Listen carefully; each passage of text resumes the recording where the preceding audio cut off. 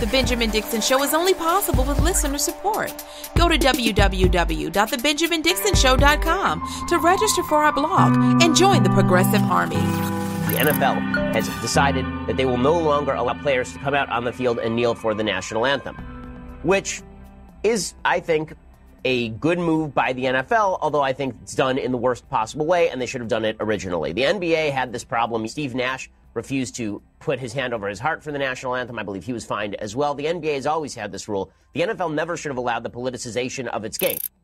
Yeah, they can still pout in their locker room till their heart's content, but at least we proud Americans don't have to watch them disrespect our country on the field anymore. Well, I mean, we already knew that this was not about free speech for people like Ben Shapiro and Tommy Lauren and Donald Trump and conservatives, Republicans, Jordan Peterson, Dave Rubin, Sam Harris. This was not about free speech. It's never about free speech to them, except for when it's their free speech. As the argument will go, the argument is simply this: is this not a violation of the First Amendment because this is a private corporation and they have the ability to do what they want, right? That's literally the argument that we have made time and time again about platforming Nazis, but yet they will use the First Amendment rights of people to speak their mind as a justification to platform Nazis. And now they use that argument against people who want to protest systemic violence committed by police. So I just wanted to start with the hypocrisy. Just start with the hypocrisy. This to me is not about free speech as so much as it is about powerful, rich white men trying to show that they can still control people that they own. It's going to be one of those days. Stay tuned in. I have a really good interview coming up. But for right now, we just got to tell it like it is. They own these football players. They're literally called owners. Da-doom-ts. But they own them. And they feel as though if I pay you this money, boy, you better get in line. You better do what I say. That's what it is for the owners. For conservatives, it's the same old story. They don't believe that anyone has the right to protest, or if, okay, well, maybe you have the right to protest, but your protest is not valid and your protest is not appropriate and your protest should not be platformed. You should not be given the opportunity to protest. And if you're making money in America, then you should just shut up and never use your privilege, your wealth, and your platform to help disenfranchise people across the world and marginalize people across the world. See, for conservatives, it's 100% about the fact that in their mind, the only valid protest is a conservative-leaning protest. The only people, as a matter of fact, Roy Moore in Alabama, when he was a Supreme Court justice there in the state of Alabama, he actually made the argument that the First Amendment is only for Christians. And so this is the mindset. They honestly believe that the only valid protests are protests that for their ideals. I have no problem with their protests. I just have a problem with Nazis. And so, yes, I am not a free speech absolutist. But let's at least admit when you're being inconsistent. And here you have voices from the right who are always crying about free speech in the exact same scenario, now saying, oh, it's not a free speech issue and the NFL did the right thing. And the NFL should never have allowed their game to be politicized. Wait, Ben, hey, brilliant.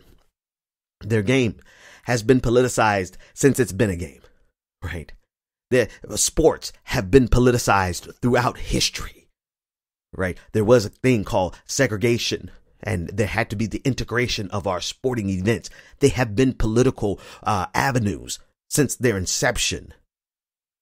It's just now you're conveniently creating a narrative that neatly fits into and comports to your worldview and your opposition to anyone who is going to speak out against the power structure and the various apparatuses thereof, namely the policing agencies across this country. Anyone who speaks out against the American power structure and those apparatuses, they are considered enemies of conservatism, and therefore they must be silenced.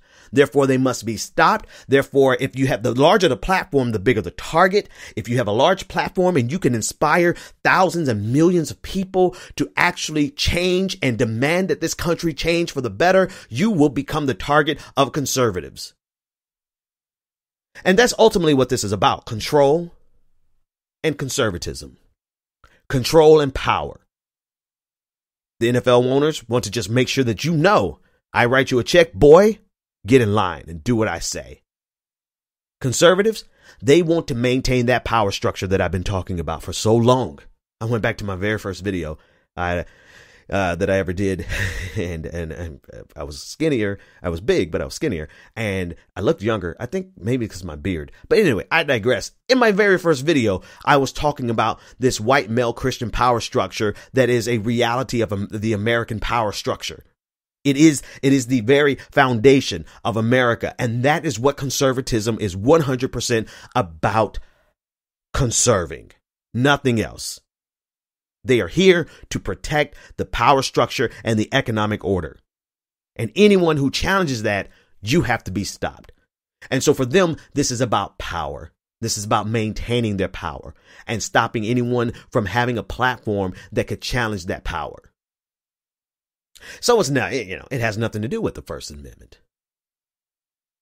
It only has something in so much as it only has something to do with the First Amendment in so much as it demonstrates the hypocrisy and the emptiness, the complete bereftness of integrity from people like Ben Shapiro. We knew Tammy Lorenza was really just a gnat in our ears because she never tries to present her arguments as logic. She just rants all day long. But Ben Shapiro and Jordan Peterson and Sam Harris, they like to present their arguments as something that sound logical and reasonable and based as rational. Right? And yet they are incapable. They are patently incapable of recognizing their own hypocrisy. And really, they not only not recognize it, they embrace it because it is pivotal. It is critical to their success that they be able to maintain these logical inconsistencies and these contradictions. Because if they actually allow their brains, which I don't think that they're ignorant, I just think that they're disingenuous. If they ever allowed their brains to confront those contradictions, then they probably would have an aneurysm because they would be forced to either change their minds or to admit to themselves that they're just a bunch of liars and that their entire ideology is devoid, is bereft of any integrity because it's built on a bed of lies. Conservatism as it has existed in the United States has been nothing more than an attempt to maintain power at any cost, even at the cost of integrity, morality, ethics, and logic. And their unfeigned support for this similar violation of the right to protest that they would support in the lives and the voices of Nazis is the best example of that inconsistency, that contradiction, and their blatant hypocrisy.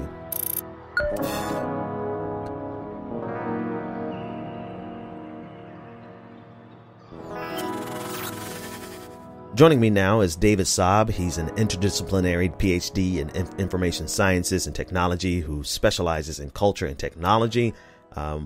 His work has been described as seeking ways for people and information systems to better understand each other across cultural and technological boundaries.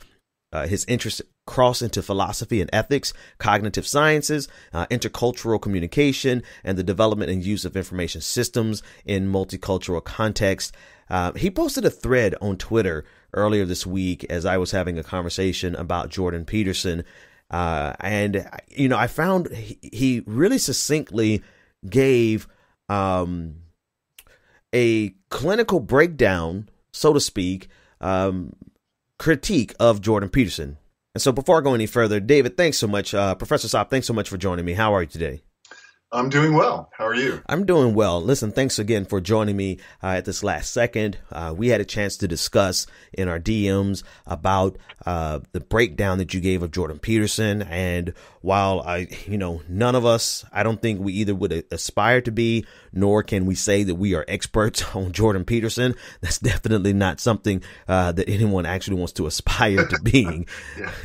But you actually gave a really great breakdown, and I don't want to regurgitate it all here. So I'm going to give you the floor and break apart, like you did for me on Twitter and in our DMs, your critique of Jordan Peterson, particularly in the area of the contradictions that he has to know about because of his academic background, but yet he seems to willfully ignore for, political purposes and definitely for the purposes of profit. He's ignoring some things. Break that down for me, if you would. Sure. Like you said, I'm definitely not an expert on Jordan Peterson. But, when I was watching some of his videos, I saw that he's not a stupid guy. I mean, right. He's really smart. He has a lot of knowledge and experience in understanding what cultural cognition is all about and how it comes about. And it overlaps with my field. So when I see him putting forth these arguments, it's really disconcerting for me because he really does he must understand, right? From his study of cognition and narrative and embodiment and all of these things that are really complex topics. He's got to understand that people have these narratives and that there's a variety of them in the world. We all have our frames through which we look at the world. Right. But then he comes up and he basically dismisses what he calls the postmodernist framework when he uses it explicitly. Huh. And he understands that postmodernism is all about how one recognizes one's own frame in viewing the world. Right. And he recognizes that, but then he proceeds to argue that his frame doesn't really exist, that it's simply the reality. Let me jump in there because that was the crown jewel of your thread, because this is an intentional technique that so many people use, but I don't think I've seen anyone use it to the level of success that Jordan Peterson is using it and get so far with it without being held accountable for that contradiction. He dismisses everyone else's frame, their perception of reality. He dismisses it as nothing more than a frame. And then he doesn't acknowledge that he's speaking from one himself, but rather what he does is tries to assert, and this is what you brought my attention to, he asserts his frame as reality. And what you say in context, you're saying that he clearly knows that this is what he's doing because of the complexity of his work and how even in his work, he acknowledges the frames of other people. So he's fully aware of what he does. Is that fair? Yeah. I mean, he has to. I mean, if he doesn't, then he really is no more than a simple con man. That's and I don't think he's a simple con man. I right. think he's a fairly complex person who really believes in kind of the goals and ideals of his framing of reality, but there's something there that he just is not willing to recognize. And when he's called out on it, he refuses to even address it. Right. Or dodges beliefs and he talks around it and right. starts talking about metaphorical substrates and metaphorical truths and things like that. Right. When he knows that those are simply patterns of thought that people have as part of their narratives to explain the world. And it's not, this is not like you're not making a moral judgment in terms of whose frame is more real or better or anything like that, but you're simply looking at the glaring contradiction of his approach, which really is something that jumps off of the pages when I read his work, when I listen to him. I really didn't think of it that way until you put it very succinctly. And this is something that we see over and over and over again, the ability to completely dismiss someone else's perspective. We can say their perspective as something that's erroneous or something that's flawed or something that's inherently immoral or whatever tool we use to dismiss it, while asserting what we believe as the fundamental truth. And if we don't recognize that technique is being done, then we end up arguing from within their framework that they give us. And we stand by as someone like Peterson is elevated into the stratosphere, using this technique. And I love how you said he simply dodges it when you call him out about it. Right. And part of the way he dodges it is that he tries to package the oppositional narrative as a stereotypical thing that and you see, stereotypes are very useful because they allow people, and this is what con men do. Con men give you a vagary or a node of semantic meaning to attach to something else in the world, and they allow you to fill out that interpretation. Yes.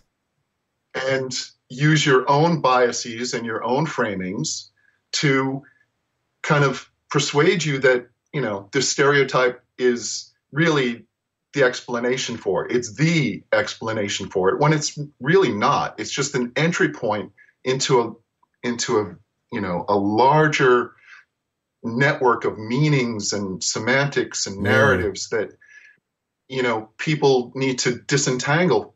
Right. But it's really much, much easier to accept the stereotype. And, and if it conforms to your own biases, then, there's no real reason to even think about it anymore. To explore it. You just accept it. Right. And then this is what I was talking about. This is his technique. And this is something that I've seen done so many times. And you pointed out, that even a simple con man does this. But what he does, particularly with this argument for, enforced monogamy, he's arguing one thing and he's trying to he bases it on, an anthropological approach or framework. And he says that this is just kind of a something we observe in nature. And he presents it as something that's like an amoral argument, just science. And in between the gaps, though, the people, I don't want to say the people, but an entire community of people who are actually looking for state sanctioned or required marriages, right? For the 4chan community, which I've been in, and I've been in the forums and I've listened to their conversations, and I've known about this type of argument for at least the last 2 years, where they literally argue and try to find some way to require that the government mandate women and their bodies to be issued out to men. And here Jordan Peterson is having an intellectual styled conversation, offering some type of intellectual veneer on top of what these guys are arguing. Now, in terms of Jordan Peterson, he's saying, well, I'm not saying that the state should sanction marriage. I'm just saying that this is something that we view in nature, and this is something that anthropologists have observed for many, many years, and it's just a scientific certainty. On the other side, what the 4chan community is hearing is this is exactly the intellectual justification for what we've been wanting all this time. Jordan Peterson says X, the 4chan community hears Y, and Jordan Peterson cashes the checks. Right. And, so he's pitching basically the frame of patriarchy, right? Mm-hmm. And his reality conforms to a patriarchal narrative of the world.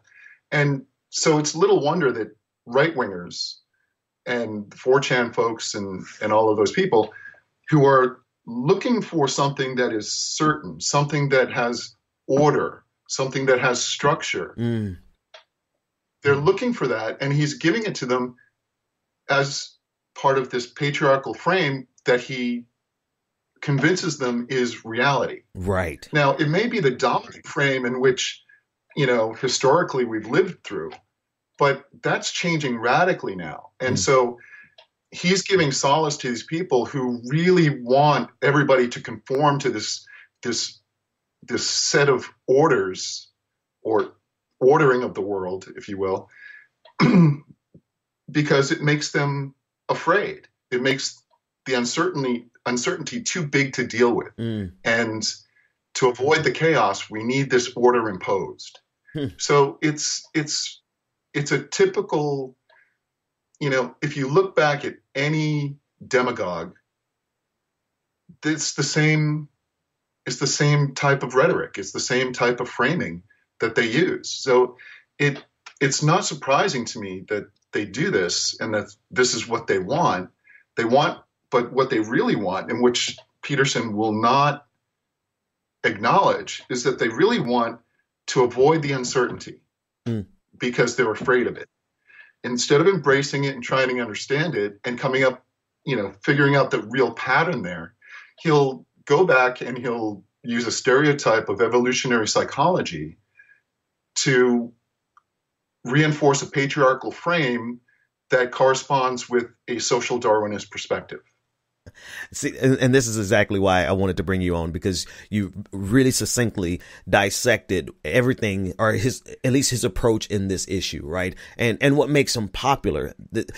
Here's something, I guess it's a question as well as a comment. I feel as though this wave of demagoguery is a little more insidious because it's wrapped with the veneer of intellectualism and logic. They're trying to pass off as it's merely reasonable, it's rational, it's logical, it is just a matter of fact. And they're presenting it in this fashion when it's really nothing more than ye old standard demagoguery con man work. But they are convincing this generation that everything that's being said to them is just merely logical. Has this been like, I don't know if you have the history of demagoguery at the tip of your tongue, but is this like the standard approach for demagoguery, or is this like a new phenomenon? Because I feel like it's different.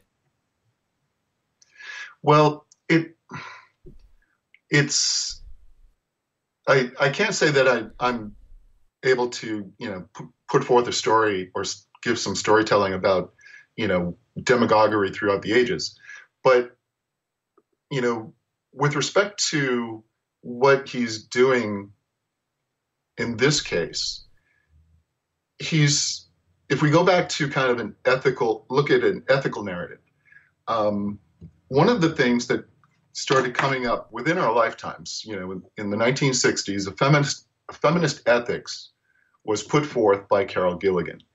And she put forth this ethics as a contrast and a critique of the traditional ethics that were male dominated. But more than that, the male domination isn't really the key point to it. It's not, and this is the problem with feminism.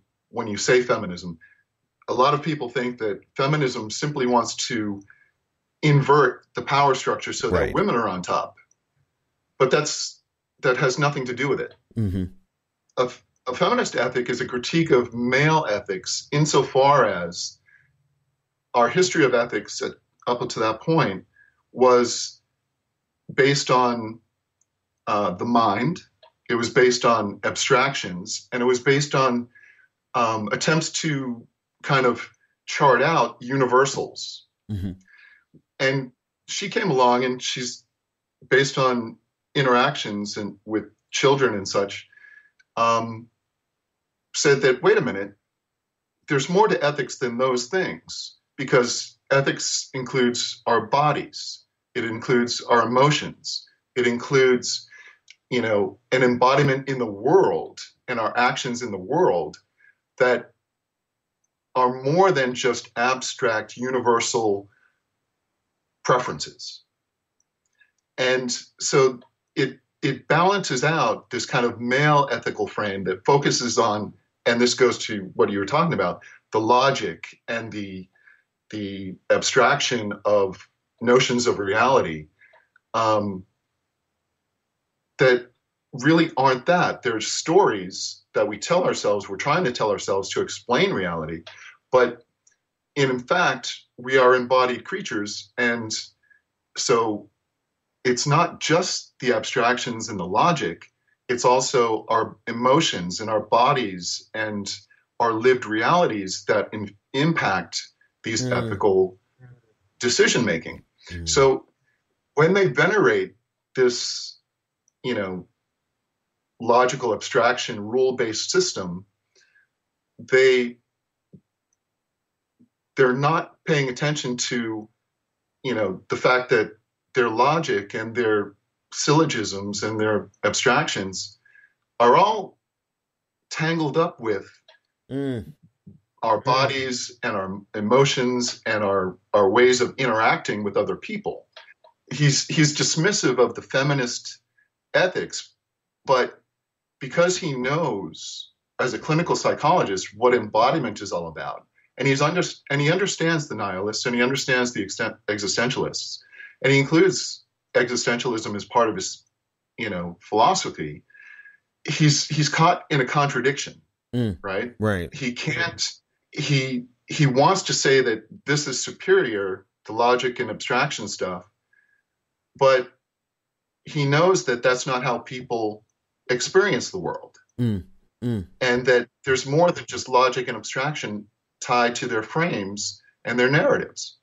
So he's being deceptive there, and he's dismissing things because what he wants is to reassert that kind of male-dominated psychology or ethical psychology, right, if you will, which isn't really a thing, but as a descriptor, it fits with what he's trying to do.